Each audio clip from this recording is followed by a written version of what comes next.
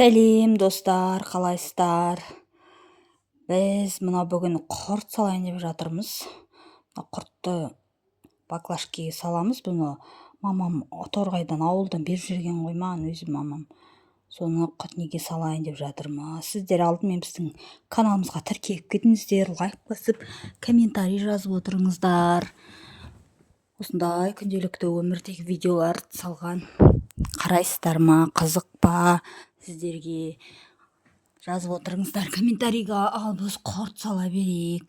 Мынау екінші қызым менің Тоғжан екі оқиды, екеуміз мен құрт салайын деп жатқан бұл өзі жағаласып жатыр. Мен де салайын деп, жарайды салсаң салшы деп, оған да екінші бір баклажканы беріп қойдым. Мына жерде кішкентай қызым аржанда жағаласып, мен де істеймін дейді. Сосын қойш деп жатыр қойған, сосын алдап құрт беріп жатыр. Құрт жесен ме? Құрт же деп, сосын құрт жеп жүр ол. Сосын келді, болмай баклажкеге салам деп салып жатыр. Өзінше шашып, төгіп, әйтеуір бүлдіріп жатыр. Сосын жаңа үлкен қызым ғой, Алтынай, сол келіп көмектесіп жатыр. Ол да осындай литровый баклажкілерге салып жатырмыз. Бұны не істейді деп ойлайсыздар? Осылай салып, біз қалада тұрамыз, негізі 10 жыл ауылда тұрғанбыз. Күйеуіммен, бала-шағаммен, ата-енеммен 10 жыл тұрғам. Сосын қалаға көшіп кеттік, ипотекаға үй алдық та.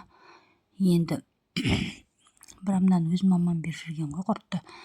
Осыны салып, литровый баклажкілерге, осы литровый баклажкілерді әрең тапты. Көзі қалада баклажка табу қиын ғой. Көршіден анамынан сұрап, сонымен салып, бұларды сатамыз біз. Мынау кішкентай қыздар жағаласа береді. Маржан, мен де істеймін, маған да бер деп. Сол осымен ұрсып отырып салған құртымыз ғой. Салып, бұны мен сосын неткем, ата-аналар группасына, WhatsApp'та ата-аналар группасына фотоға түсіріп жібере салмайын ба? Құрт сатам, торғайдың құрты қайнатылған деп. 2200-ден литрін. Общем, 10 баклажка шықты. Сол 10 баклажканың 8 баклажкасын саттым ғой. 2200-ден. Қанша тапқанымды өздеріңіз есептеп комментарийға жазыңыздар. Және ол ақшаны мен қайда құрттым? 10 000 теңгесін мамама жібердім. Өйткені соның құрты ғой. Сатып берші деген. Өйткені ол кісі мұғалім да, ауылда. Көп сағаты бар. Қол тимейді. Соны салынбаған ғой құрт. Морозильникке қапшығымен қоя салған ғой, сүзген қалпында. Сосын таксиден солай беріп жүрді маған.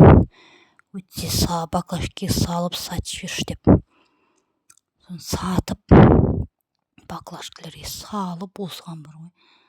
10 баклажканы салып болғанша 1,5 сағаттай уақытым кетті деймін, 1000 деппін ғой. Салып тастадым.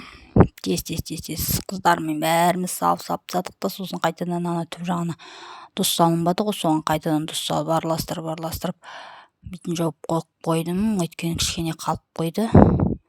Мен мына жерде 5 баклажка салып тұрмын. Енді 5 баклажканы ертең салам. В общем, мен 8 баклажка саттым сонда. 2 баклажкасы өзіме алып қалдым. Өзімде құрт бітіп атқан. Осылай баклажкалардың сыртын әдемілеп сүртіп алдым. Суладым қылтырап мен. Тазартып. Еще қатты құрт болды. Қатты құрт саттым. Ол қатты құртты нағашыларым берген ғой. 3 салафан болған. 1 салафан балалар жеп бітіріп сатты. Мына жерде түспей қалыпты енді. Если фотосын қоям ғой. Неге фотосын қоям. Соға қатты құрт саттым. Килограммы 2000-нан. Оның ақшасын өзім алдым. Мен түсімнен ақшасын жартысын жұмсалып кетті. Как раз 8 наурызға қарсы осы группада 3 балам оқиды. Үшеуіне, апайына, өздеріне, қыздарының өзіне де өзіміз қосылып аламыз ғой.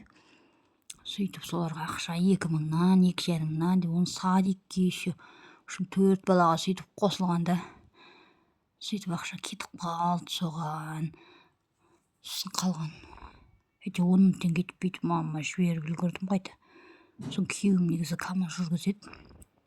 КамАЗда жұмыс істейді елеп жатыр ше. Арасында колоннадан ақшалар келеді ғой. Соны қосып өйтіп қосуларға жеткіздік қой. Еще подаркасы бар. Еще стол жасаймыз дейді. Біздің каналға тіркеліп отырыңыздар.